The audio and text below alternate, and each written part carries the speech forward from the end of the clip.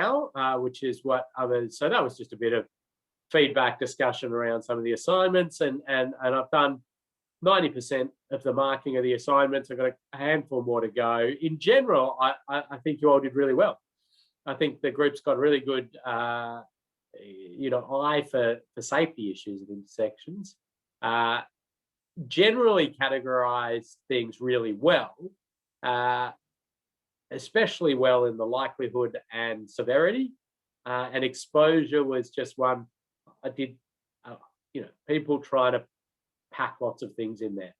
Sometimes I find the people with the sort of most history and background in road safety are the ones that really struggle with this exposure, because throughout time we've used this exposure term for a variety of things within road safety, and so people, things like conflict points.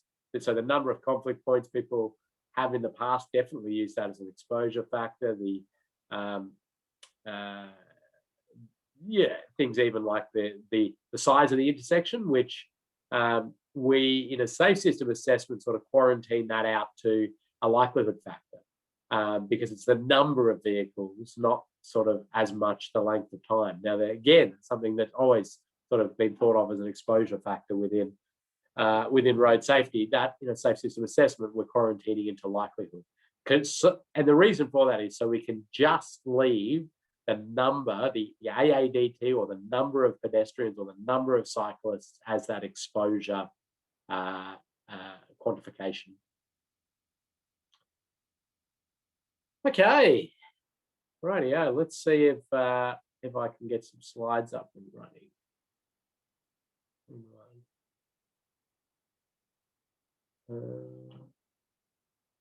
How are we going here, Kathy? Just a comment, for the sake of Victorians in the group, let's not use the word quarantine, because we're all still a bit sensitive, and I agree with that one too. So we need to come up with a new word. I'll thesaurus it while you're going there, Ken. No, I think we're all sort of like, when wild animals are caught and they're put into a cage, and then they're in there for ages, and then you take them back and open the cage to get them into the wild, and they don't want to leave their cage. It's nice, it's comfortable. I get scared of the idea of freedom these days. Anyway, right, let's have a chat about this module. Don't forget to look for your wallies. So this module, we really want to talk about actually doing these safe system assessments. So you've got your head now around the principles of the safe system. We're all on the same page there. You're getting pretty good at categorizing between exposure, likelihood, and severity. You're identifying sort of how some of these factors play out within the road environment. So I'm going to point you at some of the guidelines for safe system assessments. I'm going to show you how to complete a safe system assessment matrix. Generally, that is the meat of a safe system assessment, the matrix. I'm going to show you how to write a safe system assessment report, or some of the key elements that you really need to put in these reports. And we're going to do a bit of categorizing of treatments into primary treatments or supporting treatments. So my prediction is,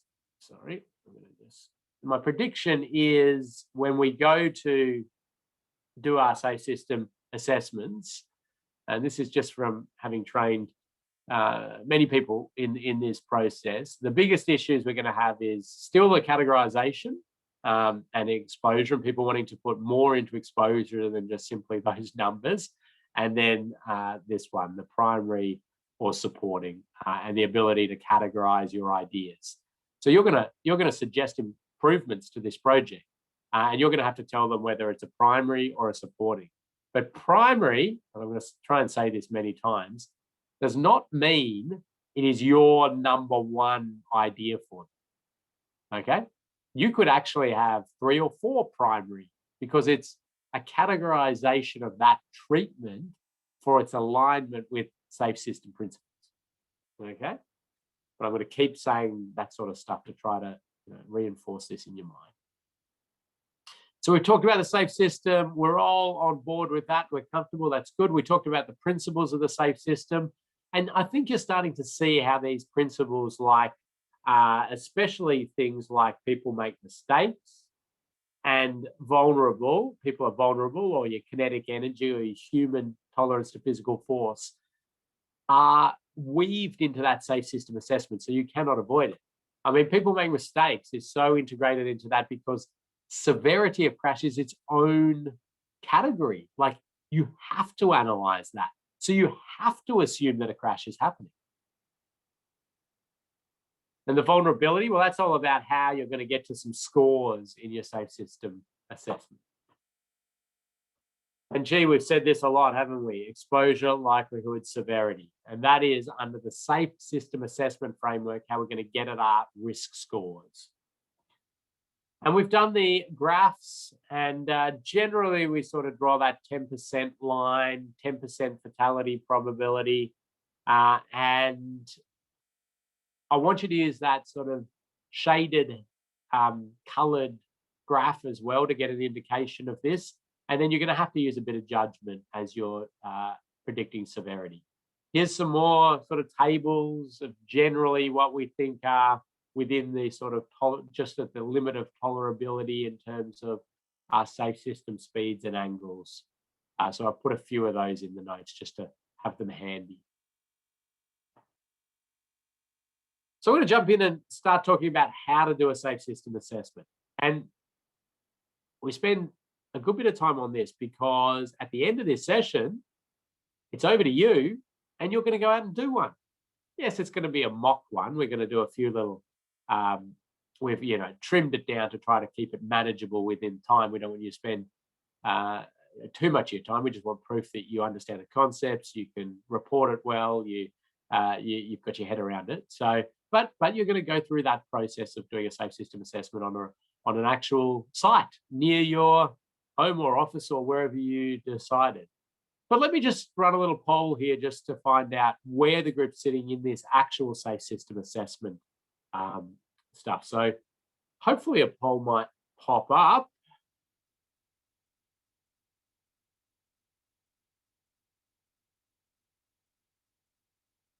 And the question just there, as you see it, is what has been your involvement with safe system assessment? So your options are nothing, safe system what now? I've heard the term, but don't know much more. I've had one done on one of my projects. I've done one or been involved in doing one. I live, breathe, and eat safe system assessments.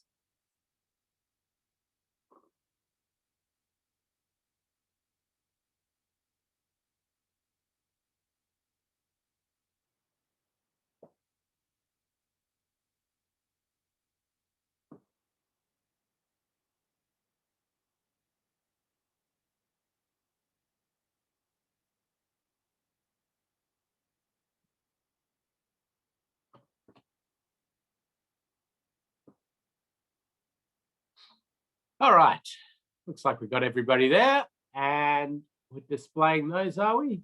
Good, okay, so we've got mainly people who, are aware of the term or have had one done on their projects.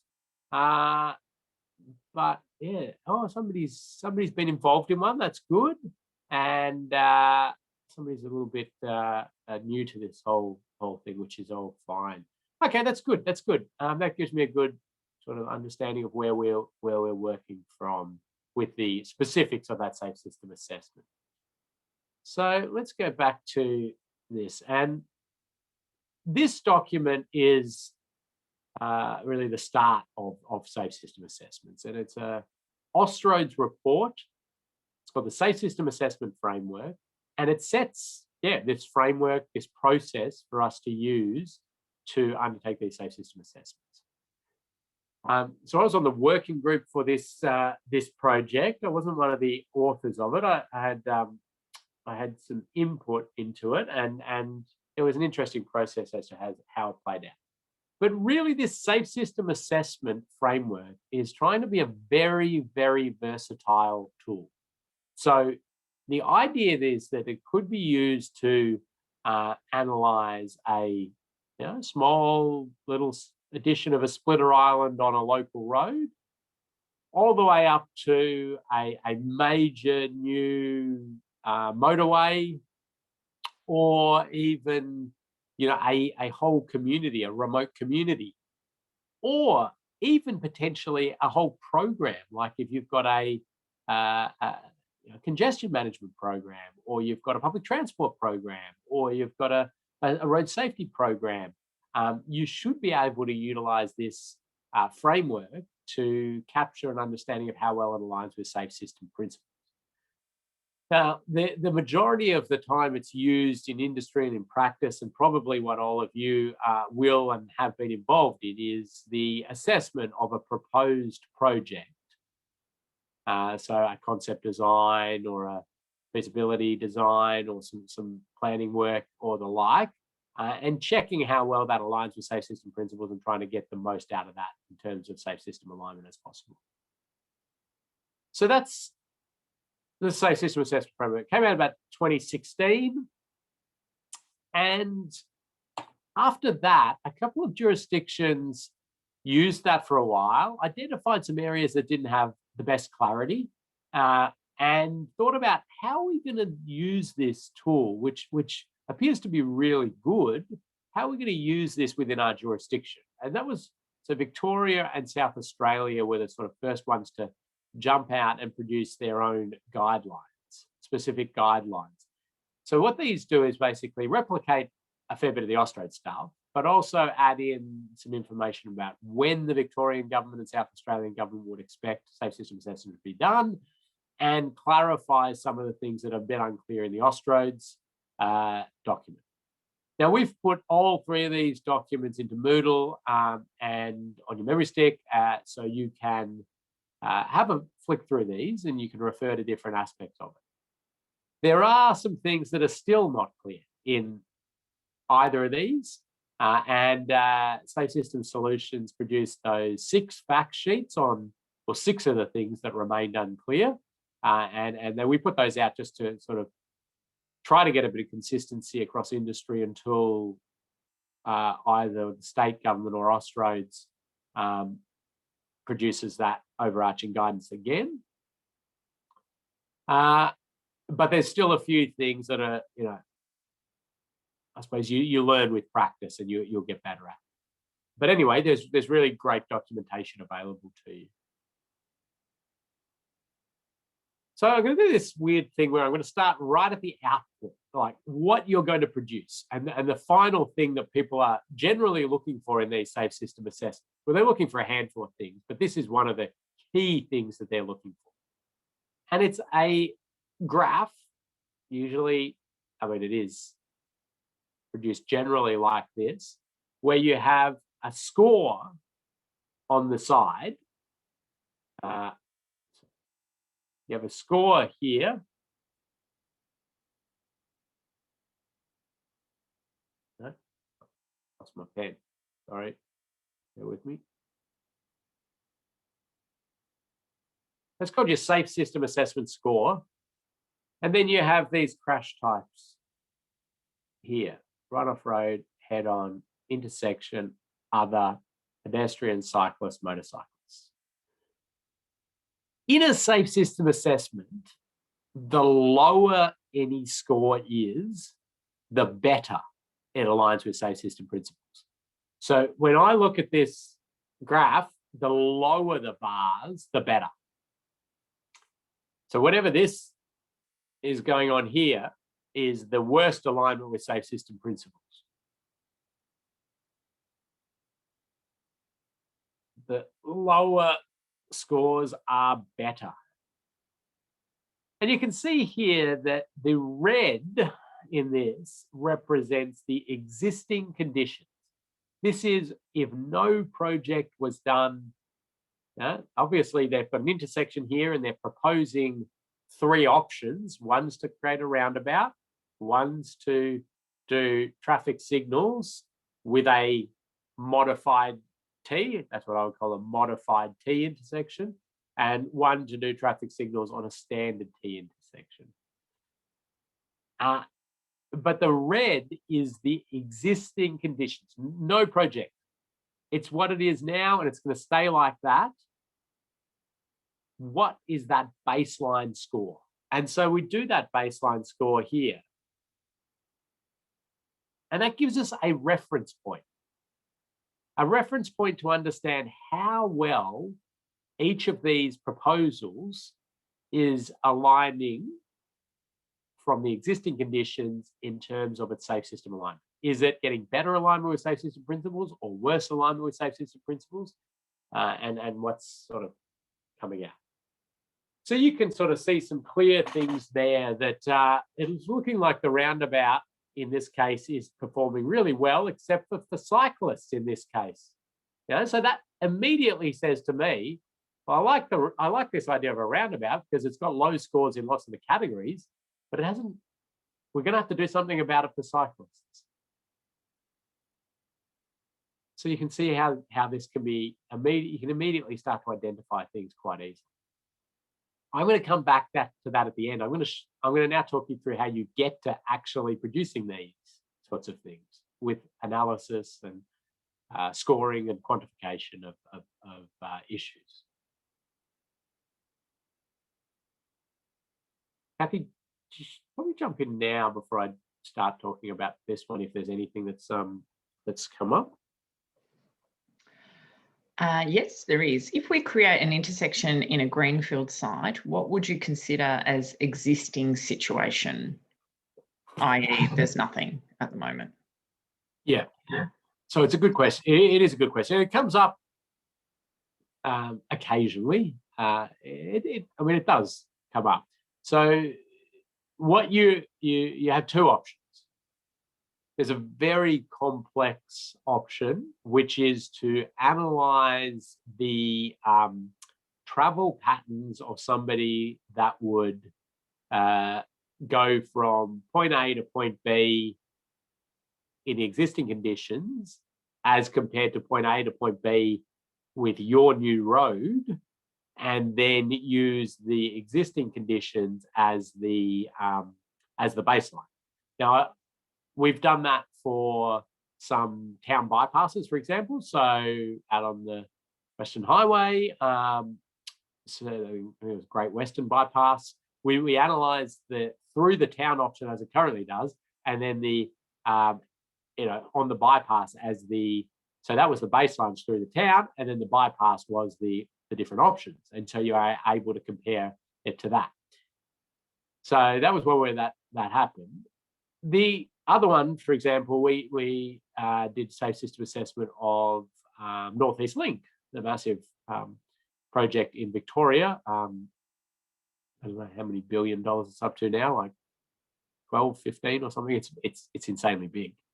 That became just, well, it would have taken years to come up with a mechanism to try to even establish any sort of baseline due to the complexity of that. So we just didn't actually have that baseline. It was a comparative analysis between options. That makes sense? No baseline. But the overwhelming majority of safe system assessments, you will be able to have a baseline reference existing conditions that you can work on.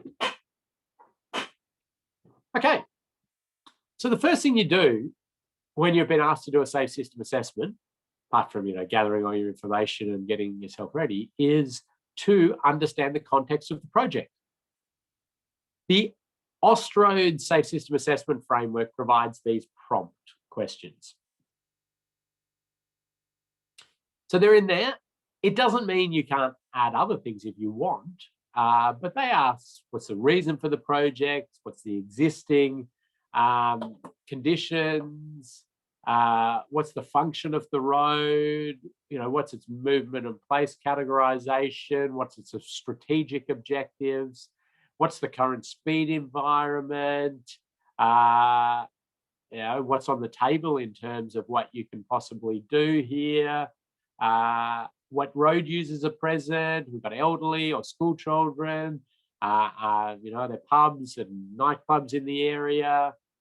what's the vehicle composition, what percentage heavy vehicles have you got, motorcyclists. Now, this is all great stuff for you to gather that context. Now, this helps you a bit in your scoring, but a lot in your ability to make recommendations that'll be taken on. So what I tend to do with a safe system assessment for a client is to send them this. Send it as a sort of blank table and just say, here are a series of questions. Can you put as much info as you can in these, or send us scope approval reports or background documents and the like, to try to help us gather that understanding of what your project is, why you're doing it, or all of these sorts of questions. You get the designs, obviously, that have been asked to be assessed. And as I've said once, and I'll say it again next module, at this early stage is good, because if you're too far down the track, it's unlikely that major changes will even be entertained. So then you go into this safe system assessment matrix. And I'm going to spend a bit of time on this. So maybe I'll just check if there's any more questions before I do spend a bit of time on this, because I'll probably talk about this for quite a while. Thanks, Ken. So there has been a question come through about the severity of crashes in the matrix. What is the severity? But I think you will cover this. Yes? Yeah. Now, in respect to the speed environment, what is meant by the acceptability of lowering speed limits? Does it relate to those specified in the state speed zoning guidelines for Victoria? No, it's not. It's a much more general comment than that. I mean, really, I think it's sort of in there because, well, why was it really in there? If there's been commitments to certain speed limits, for example, in a project, and this happens quite a bit, that they've absolutely committed to, either making this 100 km/h road or keeping it 100 km/h road,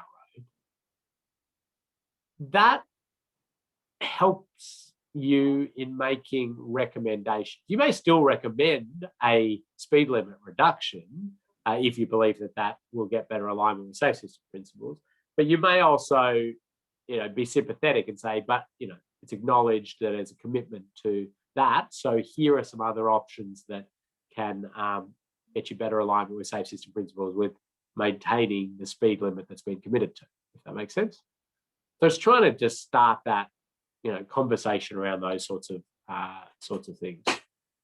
Remember, we want these to be useful, and so we are sort of sympathetic to the context of the project.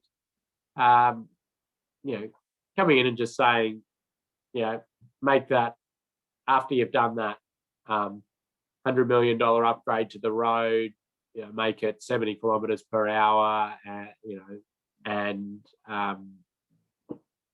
make it 70 km/h, even though it was currently 100, and now you've spent $100 million on it, and it's probably not going to be that helpful or accepted, or even if it is, it might have to go through some creative ways to get that through as acceptable at a political level and a community level.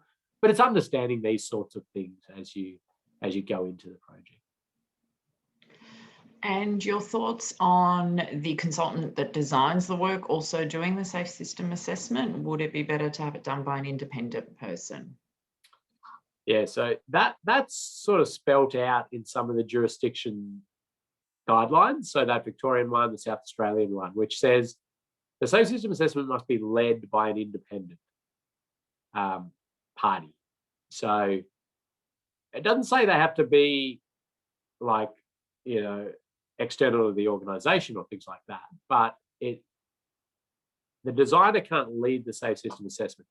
The designer, there's a little bit more scope than a road safety audit, for example, to have the designer as part of the group, talking about things and the like, but certainly that independent lead of the safe system assessment is critical.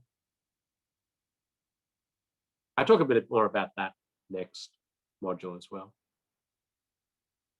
Okay, let's get into it then, because there's quite a bit to talk about. So this is the matrix. Now, each of those dot points within each of the cells of the matrix here are just a few thought starters on things that would influence the score you're going to put for each of these cells. So let's have a look at this. What we've got here is up the top, each of the crash types that present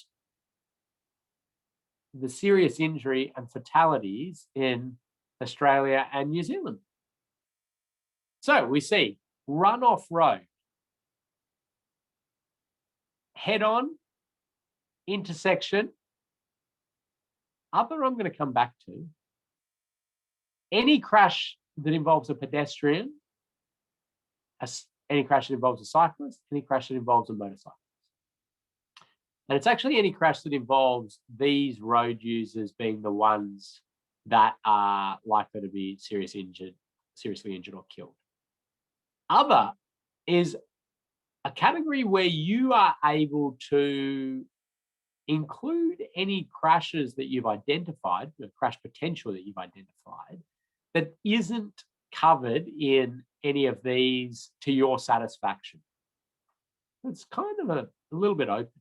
But what usually ends up going into other crash types are sideswipe crashes, rear end crashes at a mid-block location. So if your crash, your rear end crash that you're concerned about can be attributed to an intersection, so queuing back from an intersection or the like, or things like late braking and things at an intersection, that's an intersection crash. However, if it was like a mid-block, I don't know, school crossing or something like that, and there's rear ends there, that goes into other.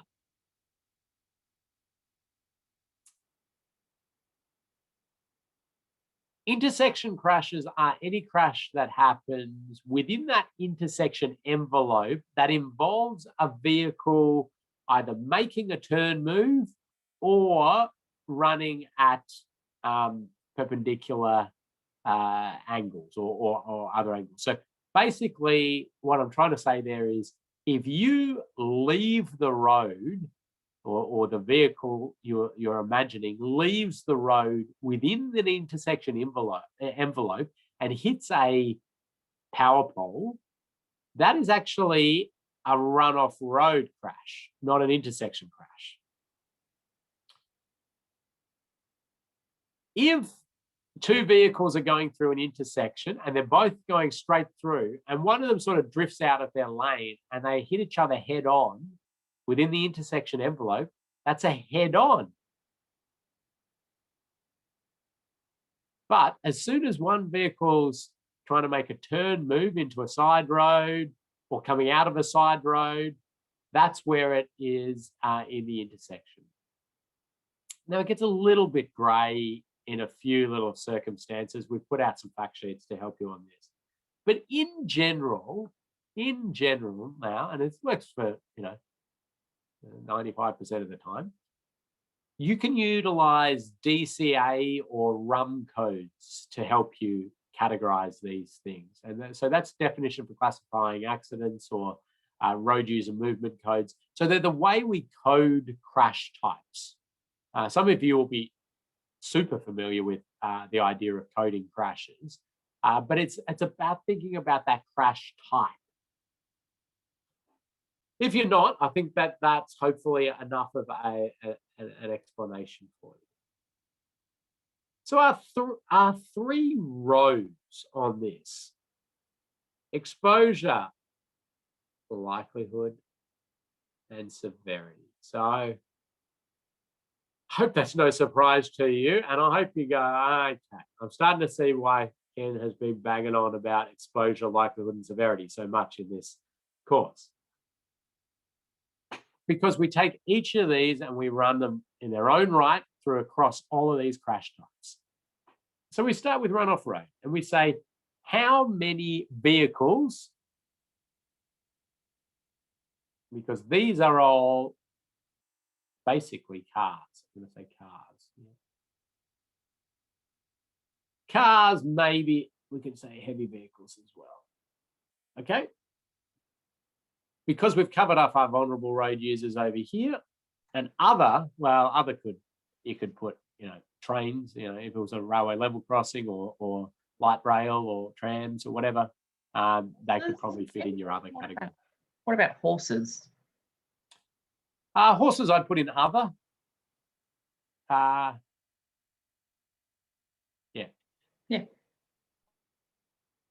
The reason I wouldn't put them in cars, which people may want to argue that it's a car because it's categorized often as a vehicle, is because they're completely different characteristics in terms of influences on risk and what would come out of it. So the horse is probably a classic on other. Definitely crashes with other animals like kangaroos or cows or these, we're definitely putting into the other categories. So horses probably in that, even though they've got the control of a rider sometimes. So exposure. So we're going to take our first category, runoff road, and say how many vehicles are exposed to running off the road. And it's simply, well, how many vehicles are going through there? That's it. Now, again, some of you might want to say, well, if there's barriers there, they're not exposed to runoff road crashes. No, they are, because as soon as they leave their lane and they hit the barrier, they're involved in a runoff road crash. Then you do head on. Again, you're basically saying, what's the volume of traffic? Then you do intersection. And this one, again, is volume of traffic, but it's volume of traffic in the addition of each leg, each approach. So if you've got one leg's got 5,000, the other leg's got 2,000, your intersection exposure is 7,000.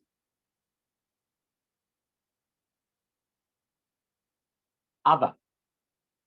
It's going to be your AADT predominantly, assuming you've got cars being the ones that are hitting, or cars or heavy vehicles being the ones that are doing the striking or the like. So, there's trains, for example. Well, you do your vehicle volumes. You could add your train volumes to that as well, but it's really vehicle volumes that is driving the scoring there. Pedestrians are the number of pedestrians in the area. Cyclists and motorcyclists. So you can see it's really just numbers driven. There's a little bit of sort of grayness in a few of the guides and things like that, trying to postulate around different possibilities of exposure. But from practice and what industry is moving towards, is fairly much just a volumes game. Volume of pedestrians, volume of cyclists, volume of motorcyclists, volumes of cars and trucks, which is giving you your exposure scores. Now, I keep talking about these scores. You might be saying, oh, well, what do we use then? The actual AADT or the numbers? We have a scoring reference sheet, which gives you some numbers to get to. And I'm going to bring that up next. But I'm just giving you sort of what we're trying to achieve out of each of these cells. Then we go to the likelihood. And this is where I think a lot of you are going to be very comfortable, and especially those that are road safety auditors and have been doing that for a while, or quite, used to road safety infrastructure. This is where we see huge numbers of things that people understand really well. And these are, so what are things that are going to influence the likelihood of runoff road crashes? The speed, the geometry, the sealed shoulders, the barriers or not. Now, the barriers are the thing to hit, right? The severity aspect of the barriers comes in later. Now, how far are things from the edge line? Has it offset? Delineation. And then there's this important etc., because there's a huge amount more than that. These are just a few ideas to sort of prompt your thinking. Head on, you've got those in there. Intersection. Well, we've got things like type of control of the intersection, design, visibility. There you go, conflict points in there in likelihood.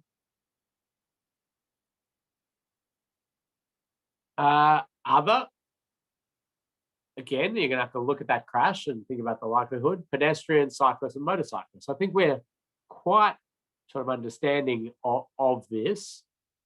The things that are going to get a bit confusing for people potentially are some of the intricacies like this sort of separation one. Why is separation sitting in likelihood? Well, it depends how much separation there is and how it's done. So fully separated, overpass or underpass or the like that is actually going to significantly alter the volumes may come up into here. But if you're providing a footpath, for example, that's a couple of meters off the road, well, there's still a chance a vehicle leaves the road, mounts that and strikes pedestrians on the footpath. It might be a hugely lower chance that that's going to happen, but it's still, a possibility within people using the road. And you go through that. Then we get into severity. And severity, again, I think was generally pretty well done in your assignments. But there's only a handful of things that we have in these to impact severity.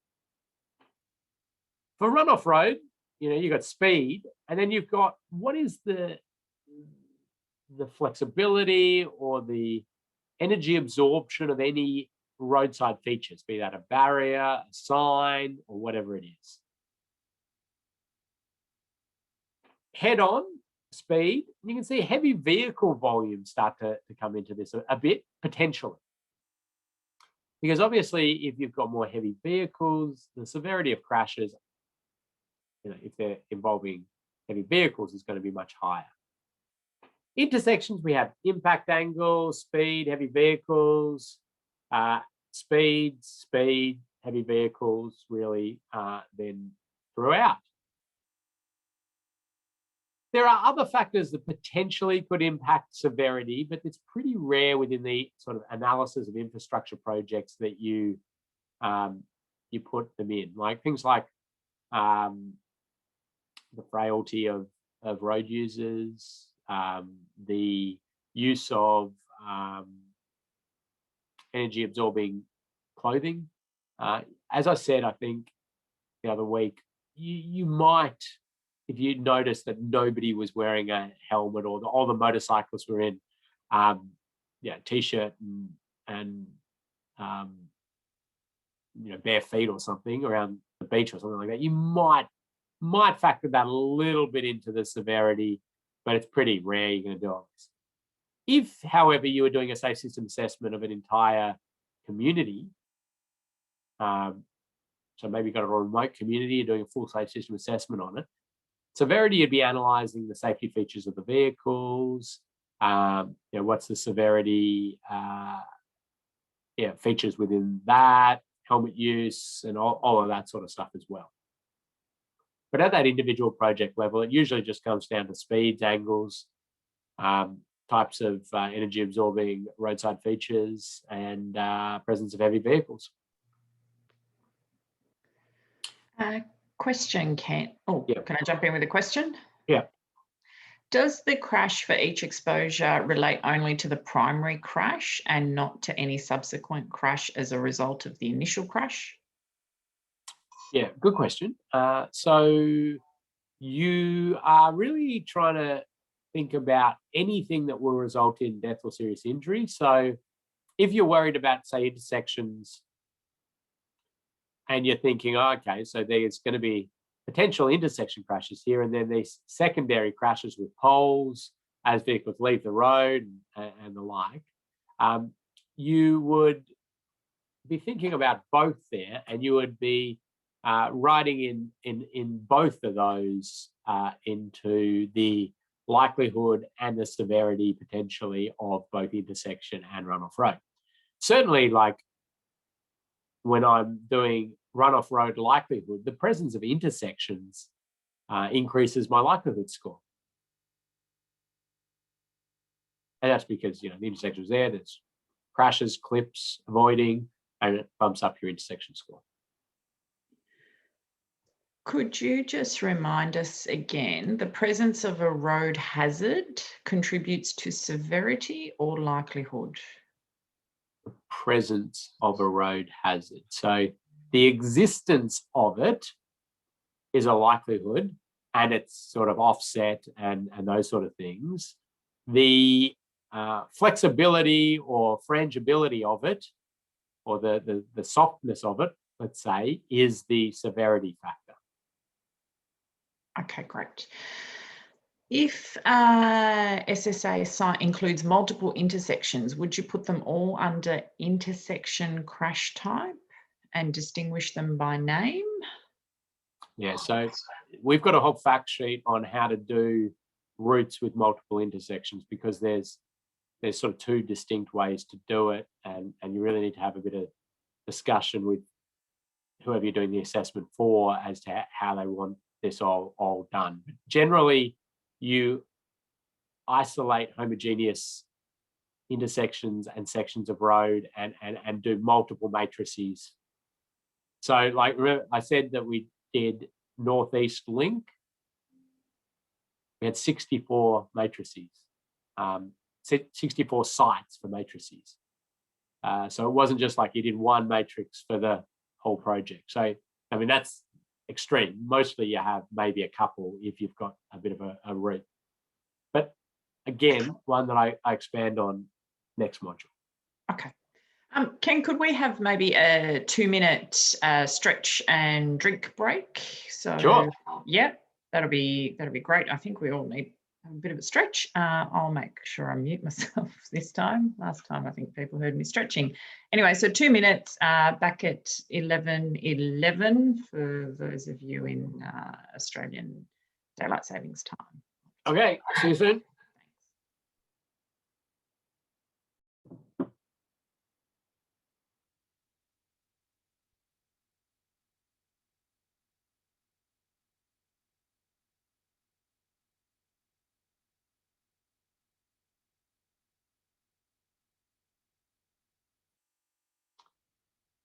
Okay, I'm going to keep ticking along now.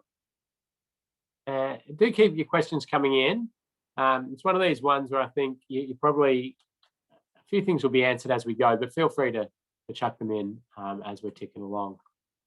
So Kathy, I assume you're all good. I'm getting back into it.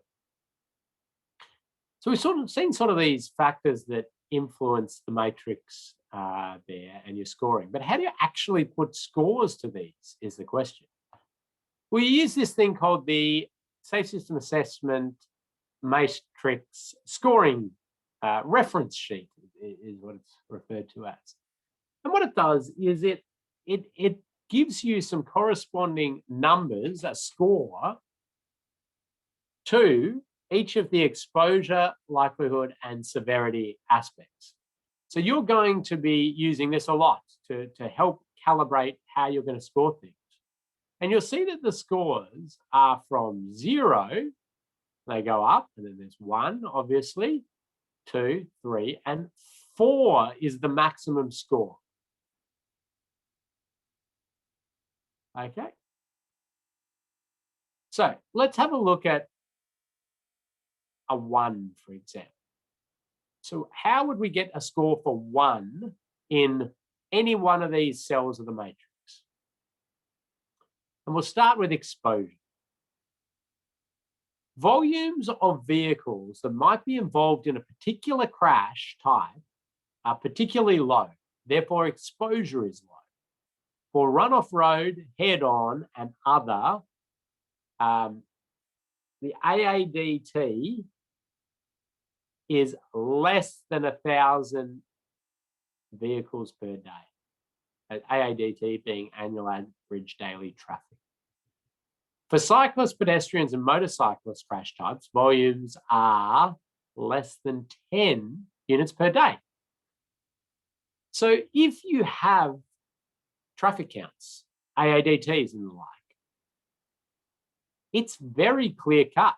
You've just been told for passenger vehicles, that's what it is. You just look at your reference sheet you've got that score, and you put it into the matrix. If you've got cyclist counts, pedestrian counts, motorcyclist counts, again, it's quite easy. Often you don't have these and you've got to make a judgment. If we go up to a 3, for example, let's have a look at a 3 for exposure. Volumes of particular vehicle model involved in a particular crash type are high, therefore exposure is high. For run-off, road, head-on, and other crash types, AAD is between 5,000 and 10,000. There's some specific numbers. Cyclists between 50 and 100 units a day. A 4 is up greater than 10,000. A 0, there is no exposure to a certain crash type. That might mean that there is no intersections, for example. So no side roads, so there's no intersection, so there's no exposure to intersection crashes. It's a 0. Or there are no cyclists, there are no motorcyclists, or there are no pedestrians. Now, you might, like I've used a 0 for cyclists on motorways before. Even, you might get the occasional Dutch tourist that wants to ride their bike from the airport to the city and they get on the motorway somehow. But it's so frequent, so infrequent, or such a highly rare activity that I actually would address anything like that in another part of the safe system assessment completely. This is talking about your exposure to crashes in that general, run-of-the-mill environment. Certainly on the motorway, though, I don't do that same for pedestrians, because we categorize broken down vehicles, people out of their vehicles when broken down, people getting out of taxis at night and going to the toilet or throwing up or whatever they're doing. And there's a surprising amount of road trauma associated with those activities, with pedestrians being struck on these motorways. So then I'm going to give it a score. It's going to be a low score, admittedly, in terms of exposure, but it will be a score nonetheless. It'll be a 1, and this was already going to give you a little insight into what else you can do if you need. You can go to a 0.5. We don't encourage it, but you're allowed to go to a half if you absolutely need to. And probably that one I'd duck in the half, because it's 10 units a day is probably stretching it. It'd be very low and infrequent. So that's how you get to a score for exposure. And you get that score and it goes into the matrix, into that cell for each crash type. Crash likelihood. Let's do that now. How would we get a 1 for crash likelihood? Remember, 1 is 0s are absolute lowest. 1 is low. It is highly unlikely that a given crash type will occur. You're not getting much information there, are you? And it shows that there's quite a bit of subjectivity to this likelihood column. Let's go up a little bit further here, and we'll go to a 3, for example. 3, it is likely that a given crash type will occur. That's, again, not helping us a huge amount. It is unlikely for 2. The likelihood of road user errors leading to a crash is high given the infrastructure in place, e.g. high approach speed, sharp to a sharp curve, priority movement control, filtering across several lanes of opposing traffic, high speed. A little bit more information for what we would consider high. Again, we've provided a fact sheet on this, but the key thing to think about is relative likelihood. It's all about relative likelihood. Because if you took this at individual face value on crashes, everything would be put in highly unlikely, or maybe even a 0, because like the intersection Joel pointed out, there would be millions and millions of vehicles going through there. And there's been a few crashes, but in terms of the individual, the likelihood of that is minuscule.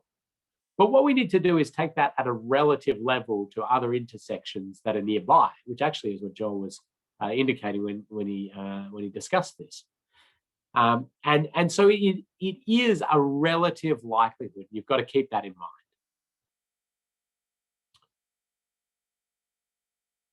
So a zero, though, I don't, it's very, very, very rare to use a zero in the likelihood. There is only minimal chance that a given crash type will occur for an individual road user, given the infrastructure in place. Only extreme driver behavior or substantial vehicle failure could lead to a crash. This may mean, for example, two streams of traffic do not cross at grade or pedestrians do not cross the road. That's kind of likely exposure stuff, but we have to take into account humans being humans and falling asleep and missing things and being a little bit intoxicated, these sorts of things. So you usually find, even in the best of scenarios, you're in the ones, or maybe usually in the ones if everything's sitting together nicely. But I tend to reserve the 4 for those really meaty things that are encouraging crashes. And as I say here, giving people the choice of turning over multiple streams of oncoming traffic at speed when they want to or when they think it's safe is going to be a highly likely to result in crashes relative to areas where you're controlling those turns or it's only one lane of traffic. That's an example. Adverse crossfall around a curve. It's drawing the vehicles out to run off the road. So you do that for likelihood and you find your scores, and then you do it for severity. Now, severity, so you would have seen there that the score for exposure is pretty clean cut as long as you've got volumes. The likelihood's pretty subjective and you've got to be analysing and proving your case. Severity is a little bit in between. So if we go to a 1, we say, should a crash occur, it is highly unlikely that it will result in a fatality or serious injury to any road users involved. Kinetic energies are fairly low during the crash, or the majority are effectively dissipated before reaching the road user. So that means sort of like a barrier or something, so they're absorbing the energy and it's not as harsh a crash. We go up a bit higher and we go to maybe a 3. Should a crash occur, it is likely that it will result in fatality or serious injury to any road user involved. Kinetic energies are moderate, but are not effectively dissipated before reaching the road user. And you can see there that you get the scores drop out of it. 0, should a crash occur, there is only minimal chance that it will result in fatality or serious injury to relevant road use. So this might mean kinetic energy transferred during the crash are low enough not to cause a fatal or serious injury, although excessive energies are effectively redirected, dissipated before transferred to the road user. Users may refer to safe system critical impact speeds for different crash types, while considering impact angles and roadside hazards barriers are present. Safe, that's what I wanted to point out, safe system critical impact speeds. They're the graphs, the numbers, the things that I've been throwing at you. And so you're going to be referring back to those for all of these ideas on how you're going to make a choice on crash severity. So now you're seeing we've got the matrix and it's got the crash types and you've got exposure, likelihood and severity. You've got this scoring reference sheet and you put all this together into a matrix. Now, I don't expect you to read this or be able to read this too much now, but you'll notice that it's not just a big number in each of those cells. You have to justify how you've arrived at that number. So the numbers are here.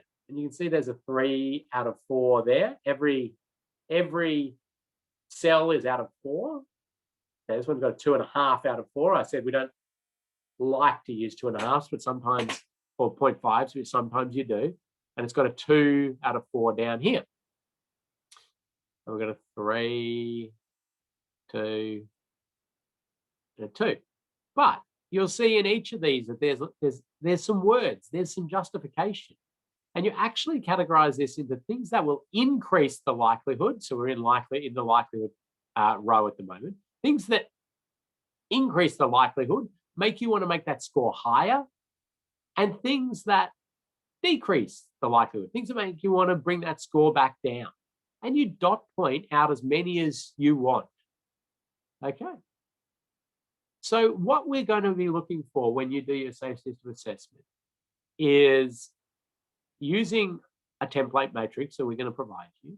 You say, here are some things that influence intersection crashes. I saw this and this, and the sight distance and the skid resistance and the lighting and these sort of things.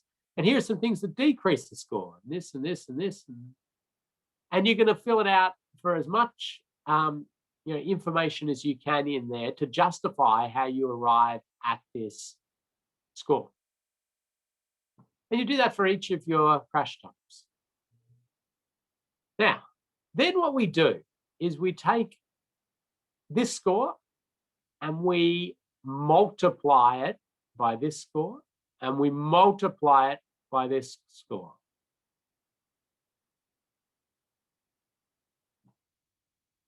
And that equals your score for this crash type. 3 times 2 times 2 is 12 out of 64, because if you had 4 times 4 times 4, that would be 64, but this is 12 out of 64. And so you get that then for each of these. And then you can add these up if you want.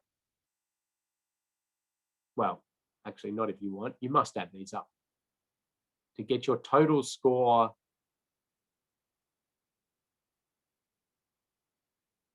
out of 448. So multiply and then add and get your total score.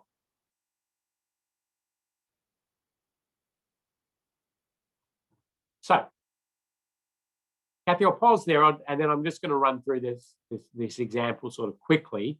I think people have got their head around this a bit, but it's like anything. What is the best way to learn how to actually do these and fill them out? Well, it's you go out there and you do it, and you discover all the little issues, and you get in contact with us, and we can clarify and help you through that. But let's see if there's any questions that have come in now. Thank you, Ken. There is. Is the 0.5 only applicable for usage on the likelihood scores? No, you can use 0.5 across the board. As I say, it's discouraged, but if you really need to be honest, a bit of the time that we use those is because we're in a team doing an assessment and we just cannot agree between a 2 and a 3. 2 and a 3 is usually the one that we can't agree, because it's sort of this weird jump in the likelihood, actually, likelihood and severity. It's this weird jump, and we can't agree, and so we end up splitting the difference. Or you may, have some other more precise reasons why you want to use a 0.5, but you can't go beyond that. Okay. What about on the exposure, though? It'd be... Yeah, you can use a 0.5 on exposure. Again, it's rare, and you wouldn't really want to do that, but I have seen it done in some circumstances, and it made sense. And probably that one that I gave as the example is one where I would go, yeah, okay, I'm going to accept a 0.5, because it's, a 1 is, overstating the exposure of pedestrians on a motorway. For pedestrian cyclist crash types, would you say the crash severity would be at least a 2? It depends. I mean, are we talking about a cyclist on a shared path, and there's a drop off or something onto some grass? I might say that no, that severity is not going to be more than a 1. Again, maybe I might even go a 0 on that. Like, you've got to think through your scenarios, and this is trying to cover every road scenario. I think whoever's asked that question has particular crashes in mind with passenger vehicles, probably at some sort of speed. But we don't know what, we don't know what we're assessing. We've got to assess each of them on their merits. Admittedly, yes, that it often comes out at higher, 2s and 3s and 4s for pedestrians and cyclists, definitely. But don't be locked into thinking that's always going to be the case. Okay. Great. I think we're good. Show us your example. Yeah. Before I do jump into the example, I just want to talk a little bit about why we encourage the use of whole numbers, maybe occasionally halves.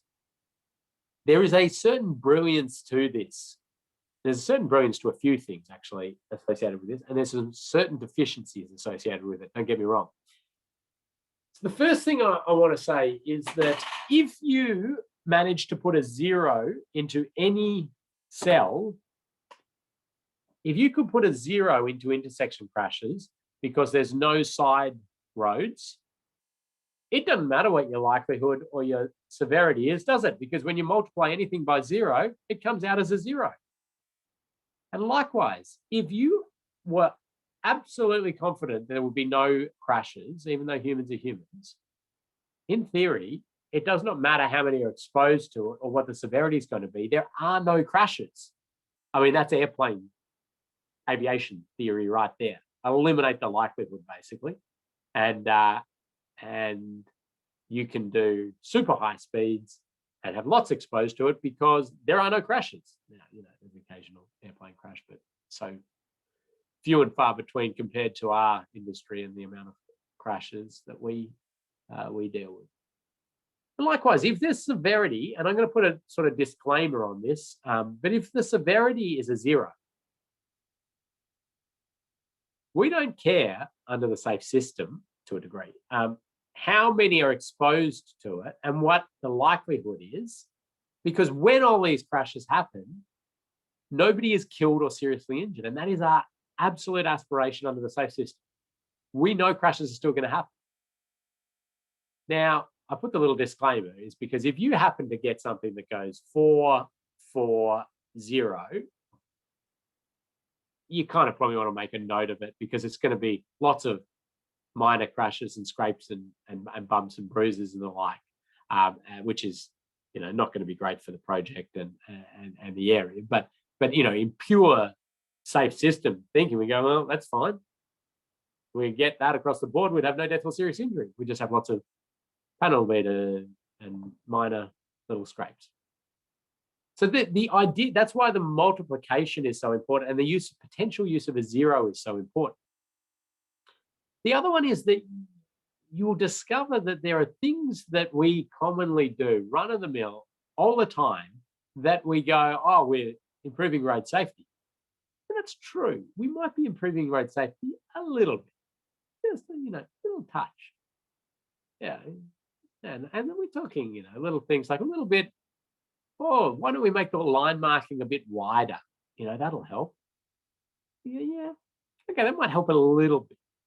But when you run it through this matrix, it's not even enough to alter any individual score. You get no change in your score. So you need to have this actual substantial change in something to jump it between a whole number. And there's a real brilliance to that because we see this with a whole lot of things that play out all the time where people are doing things which are just so minor, just scraping the surface of the actual issue because the issue itself to deal with is too hard. And maybe go back to Joel's intersection again. And this is where we've got it as it's set up, and they might put in the active advance warning signs on the approach. Now, that might give you enough to drop it by 1 if you decide it is, or you might say, you know what? It's not even enough to drop my likelihood score. Or if they put, let's not go with active advance warning signs. Let's just go some intersection ahead. Those traffic signal ahead warning signs, static ones, just normal signs. Like, okay, well, it's not enough it's going to improve the situation a little bit, but it's not enough to impact me changing the likelihood score at all. So what this sort of is leading us to is looking for things that are actually going to get us genuine step changes in road safety, which is what we need. Tweaking around the edges ain't enough anymore. So let's have a quick look at this one. Here's the intersection that I showed you the graph of right at the start, which I pulled from the end and I popped at the start just so you could visualize what we're trying to achieve. So it's currently a give-way controlled intersection. You can see it come down the hill. I'm not going to go into the specific details. It's got some lighting, give-way control. It's got a little sort of bridge bit there, some power poles. And we've been asked to do a safe system assessment on it. And they said, we've got 3 options. And this is a great stage to do a safe system assessment because you've got some options, you've got a bit of detail, but it's not so much work and detail that they're unwilling to change anything. And in fact, they've even given options so you can help them work out which option aligns best with safe system principles. So they've got first one here, option is a roundabout. Then they've got the what I call a modified T signalized intersection. So there's signalization of that, a little bit hard to see. Well, pedestrian crossing there and there. Or the standard T intersection. And so you gather all those, you go out onto your site, you look at the existing conditions and you first score it. So you notice all these things. You go, okay, so we've got power pole, we've got trees, we've got, what's the set? There's no shoulders there. The line marking's pretty good. It's got lighting. Okay, it's got this bridge thing. That could be roadside hazard, having a look at the presence of heavy vehicles. Okay, what speeds are people going through here? You know, you're taking all of this in as you do. And you all seem to be doing that really well with the intersection you did for your first exercise. So I'm pretty confident you'll be gathering lots of really good intel to be able to dot point these in your baseline existing conditions matrix. Now, for the sites, you will be given some mock traffic volumes. And it'll be on your design. If you know better, like if you go, no, that's you know, I know this intersection well, or I know, and it's those volumes are wrong. I still want you to use the mock ones that we've given you. Right? It's just checking that you're using that scoring reference sheet. You're going scoring reference sheet, volume, score is this. Okay.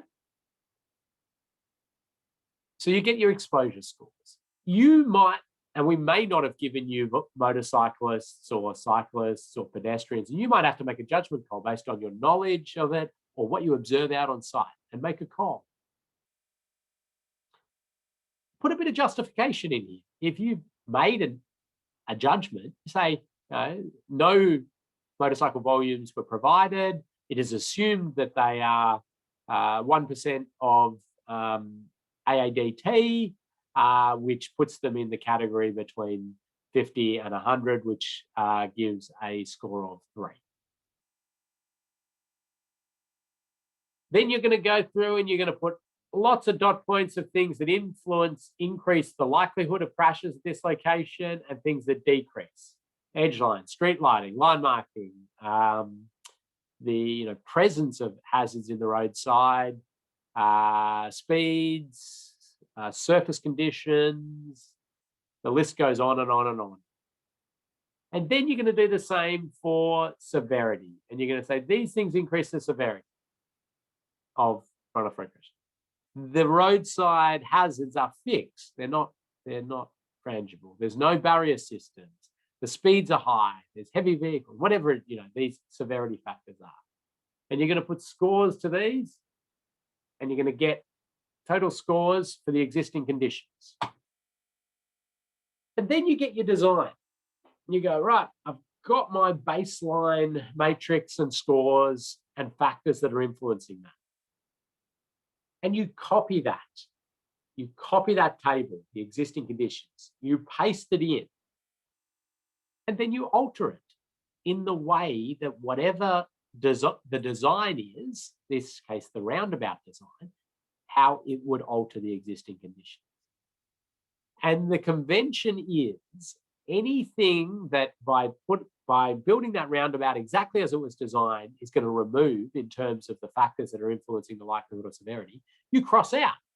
You can see there, it's been crossed out. So whatever that is, it says it's not, once they build a roundabout, that's not a factor that's going to increase the likelihood because it's been removed. You cross out different aspects. And you put in a different color, anything new that's created. So the roundabout, has lessened it because now it's straightening out some of the approaches, but maybe it's got some reverse curves or whatever it is. So you can see there, you're going to get this combination of crosses out and red or a colored new additions. And then you can see here that the numbers that have changed are red. The numbers that have stayed the same are black. And you do that for exposure, likelihood, and severity. And then you do it for all of the options you're provided. For your assignment, we're just providing you with one design option. So you'll just have the existing conditions matrix and the design matrix, and that's it. But however many options you're provided, you just assess them all in exactly the same way. So you just keep copying that existing conditions baseline matrix and altering it based on what is going to happen to it in the design. And then you're able to get at a very high level these overall scores for the intersection. So you can see here, the existing conditions 118.5. The roundabout option is 90. The modified T with signals 99, and the T intersection is 105. So what that immediately tells us is, with the designs that you've produced, the best alignment with safe system principles is the roundabout, then the modified T, and then the T intersection. But this has still got a score of 90, right? And so what you're going to do is, even though it's the best alignment, you're going to suggest things that would bring that 90 even further down. And in fact, what you do if you are given multiple options, you'd suggest ideas for the roundabout and both other options, and you would identify ideas that would bring these scores down. The reason you're going to do it for all of them is because you don't know what's going to happen with this project. Okay, so the road safety is one of the aspects they're going to be looking at, but they're going to look at cost, they're going to look at environmental issues, cultural heritage issues, all raft of deliverability issues, all raft of things that are going to factor into it. And they may end up saying, we understand the roundabout's got the best alignment safe system principles. We can't do it because it's going to acquire land, which is near a creek, and that's a 400-year-old creek with this and that, whatever it is, And they might go, we're actually going to have to do option 3A. And so then they can look at that and they go, oh, but the safe system assessment's given us these ideas to bring that score down. So let's see if we're going to implement any of those as well. And, you can produce this into a nice little graph to show how things are. But we're now all the way back to this, aren't we? Which now hopefully makes a lot more sense to you that you're seeing it. Because not only have you got those overarching scores, you can see things that are particularly influential in getting to that score in terms of specific crash types. So now, interestingly there, the motorcycle is all the same. And that's the indication of, the fact that things are happening, but it's not enough to influence any of the scores in the motorcycles. It's usually not the case. So that one I'd have to re-go and have a look at that. But anyway. So Kathy, any questions before I talk about now making recommendations in your safe system assessment? Yes, of course there's questions. Can you tell us maybe a common case or cases where the design score is higher than the existing layout score? Yeah, I've seen quite a number of them. And I'll tell you what, the project teams do not like you, but that the classic example of ripping out a roundabout and putting in a set of traffic signals. Scores go up. So yes, the likelihood of crashes might come down, but the severity just skyrockets. And because you're multiplying, it can really significantly go up. So those have absolutely done that. Projects that increase the speed limit with only sort of minor, like things like, oh, we're going to seal the shoulders on this road and increase the speed limit from 80 to 100. You go, well, okay, you reduce the likelihood by a little bit. Severity and likelihood went up based on the speed limit, and it's gone up. So yeah, they happen. Mostly road safety related projects, or most projects manage to bring the score down, but certainly some have brought it up. Some have also brought it up for specific crash types as well, which is worth looking at. Like you saw that one for cyclists, it went up a little bit. Yeah, for one of the scenarios. And just a comment for our Queenslanders, that the TMR spreadsheet or the TMR SSA template breaks things down to 0.25. Yeah, so yeah, I don't know how much I get into this. Okay. I'll just say TMR's got some background tools that give you the ability to do that. The rest of the jurisdictions use this as a broad brush tool to indicate where things are playing out. And without the refined tools which Queensland are using or trialing, I would definitely suggest you do not go to those precise levels. Okay, thanks. Carry on.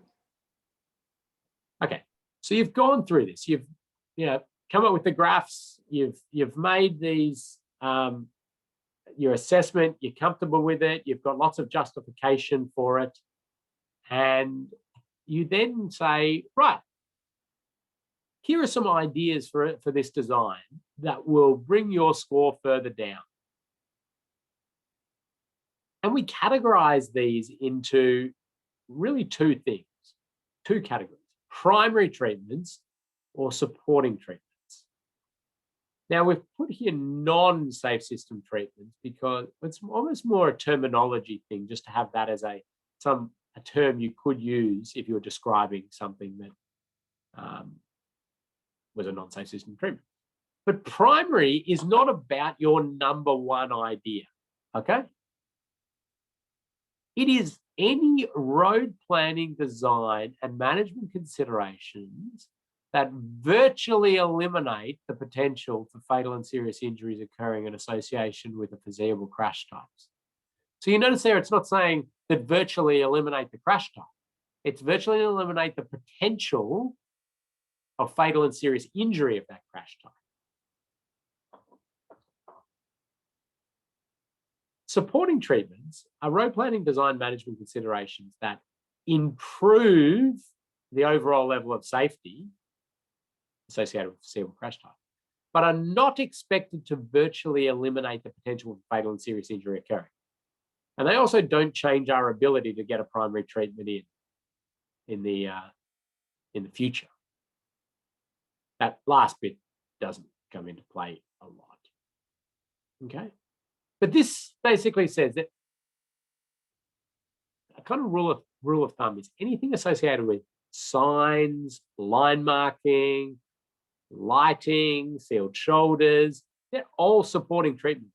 We know they're going to improve safety a bit, but they're not going to virtually eliminate people running off the road or people crashing at the intersections, or the severity of those when they do.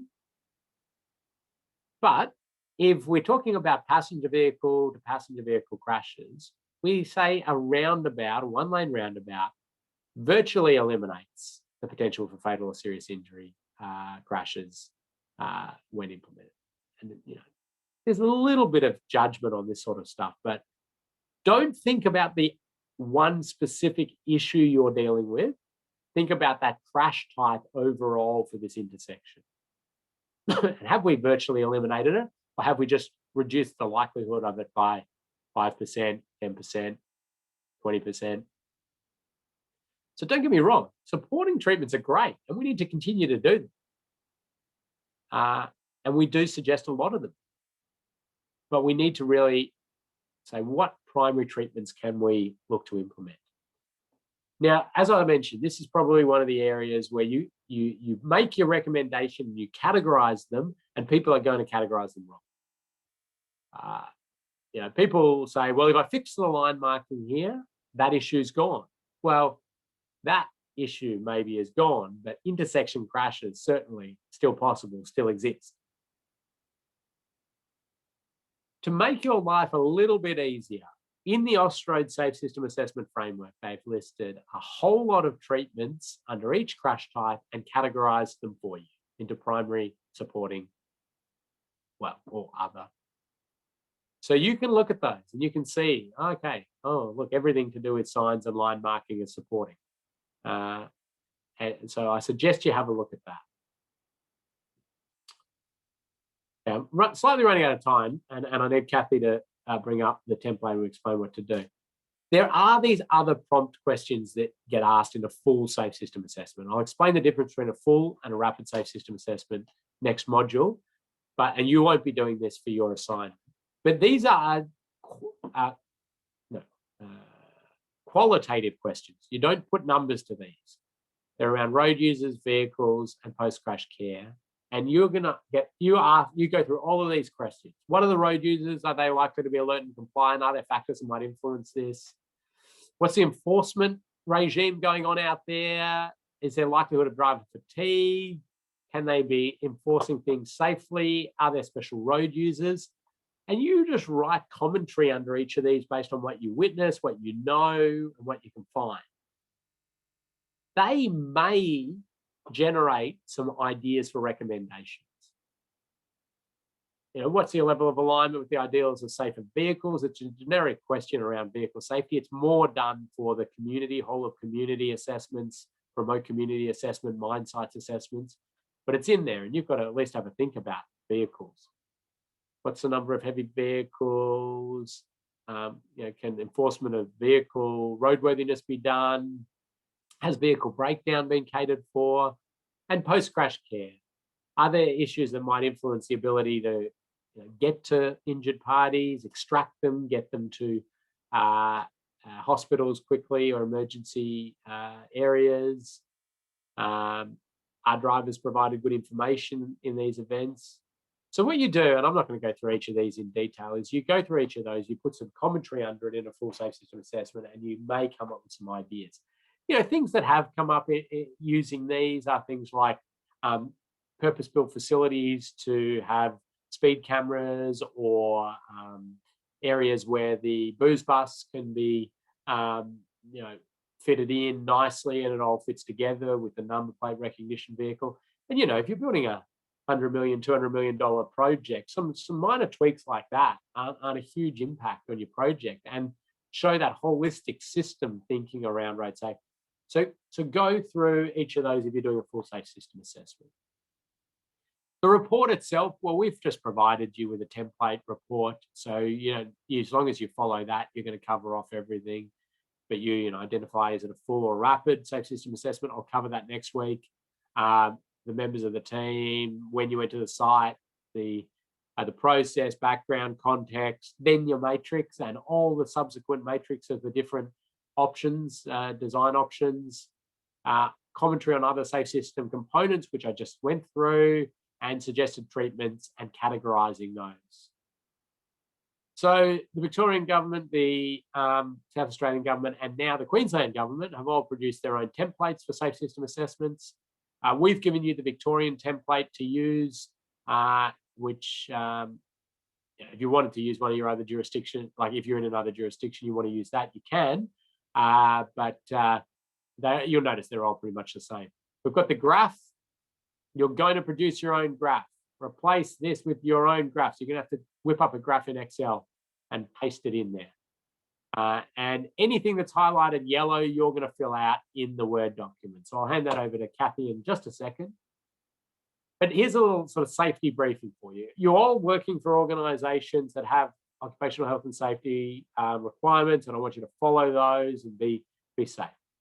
Wear a high-vis vest when you go out on site. You don't need to be doing measuring lane widths, looking at the drainage, putting your head down on the road or anything like that. Stay off the road, just observe, see how it's, see how it's operating. Maybe drive through it. Park in a safe place, away from any traffic. Don't be a hazard yourself. Don't make pedestrians walk onto the road because you're standing there in their way. And we've prepared a safe work method statement, which is going to be a requirement that you just tick a box after you've read it, and that you're going to comply with all of that, which is all going to be stuff you're going to do anyway, like not go out there intoxicated and those sorts of basic site safety things. So Kathy, I'm going to hand it over to you to bring up the show people where they can find their sites in Moodle, and also where the template is, and how long they've got to do this and all those things. And I'll just, while you're doing that, have a quick look at the chat and see if any further questions have come out. Thank you, Ken. Okay, I'm going to answer one just straight off the bat here. Okay. So something I missed. You have to go to the site, right? So you can't do this by Street View. And the only photo we want in your safe system assessment, you can provide others if you really want to. The only photo is a photo of you at that site. So a selfie or a photo of you to prove to us you went there. So this was sort of one of our requirements, is that you actually go to the site. And that's to reinforce the importance of gathering that feel for the site and actually traipsing around. So back to you. Thanks. So you're looking at Module 5, complete your safe system assessment, and the template that Ken spoke about is there for you right up the top, and your site, which most of you have had a look at now, is there. So I'll just open up that template. So you just click on that one, and that's the one that Ken showed earlier, which is highlighted, and the highlighted bits are the ones that you change. Can we all see that? Yep. Great.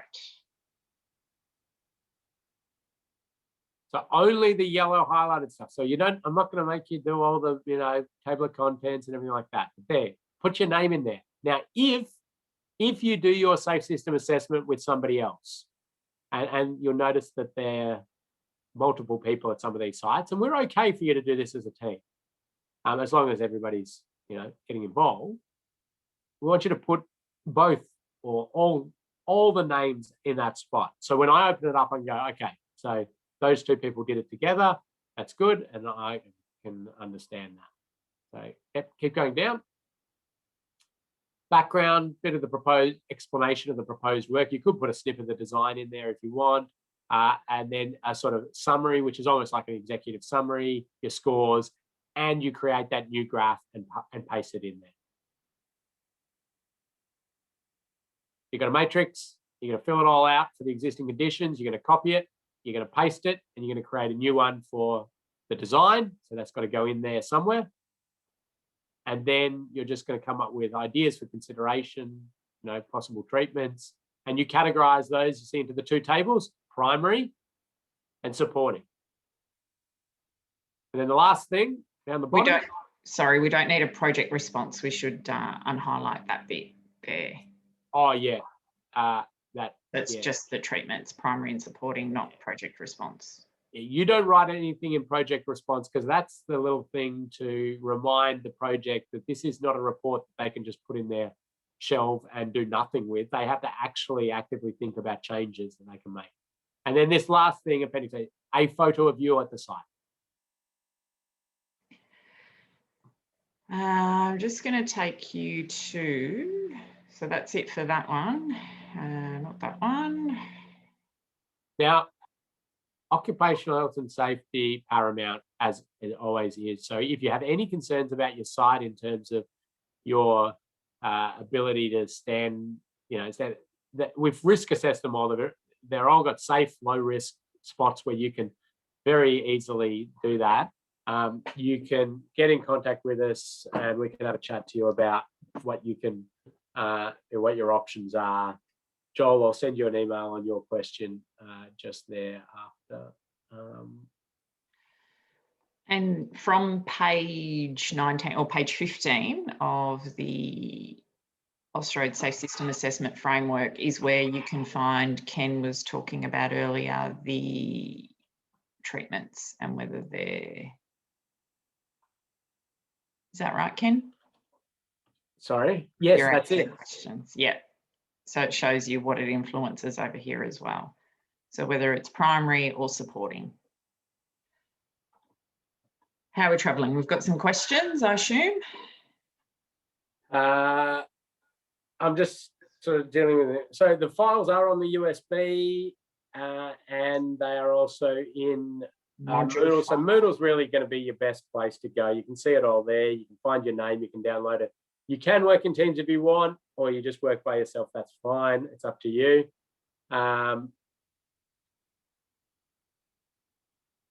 Just another couple of things I've popped in Moodle as well is two things that were shared by our participants. So we've got a podcast here about should traffic lights be banned, which I've popped into module 4.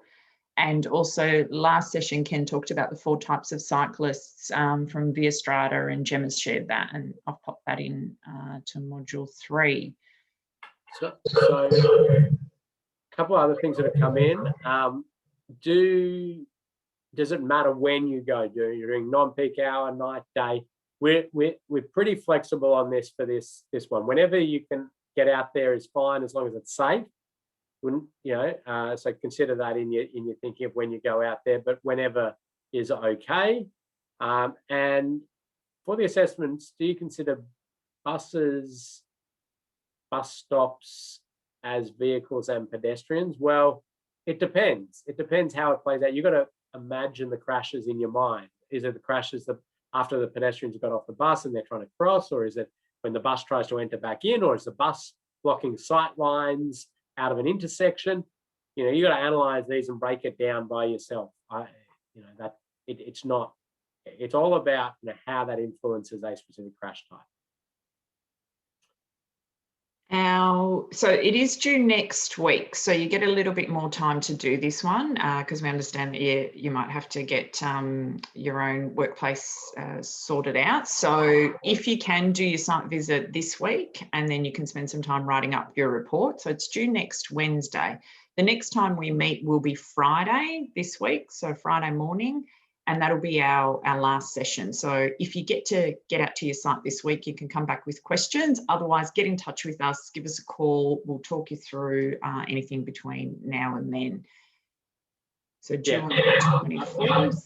I want to reiterate that. So I suggest you try and get started on it early and get your head around it at least, and work out all your questions. And then if you need to book a phone call or a Zoom meeting with me, let's get it organised. Sounds good. Any other questions? And so you do hit submit here once you've done it, and do PDF it as well. Yeah, PDF and hit submit, upload it through there. Most of you did it really well for the first run. It's all in Moodle. You really have to have had access to Moodle for this course. If somebody's asking for the link to Moodle, I don't know how you're doing your quizzes and things. Yeah, no, that's fine. I'll get in touch with them separately. Yeah. Awesome, thank you. It's really actually quite fun doing these assessments. So get into it, enjoy it. I'm sure you'll love it. Get in contact with me if you want to chat about anything. Read the Safe System Assessment guidelines from Austroads, the Victorian ones. Read the fact sheets that are in there to get your head around it all. Pop it together. Shouldn't take you, more than a couple of hours.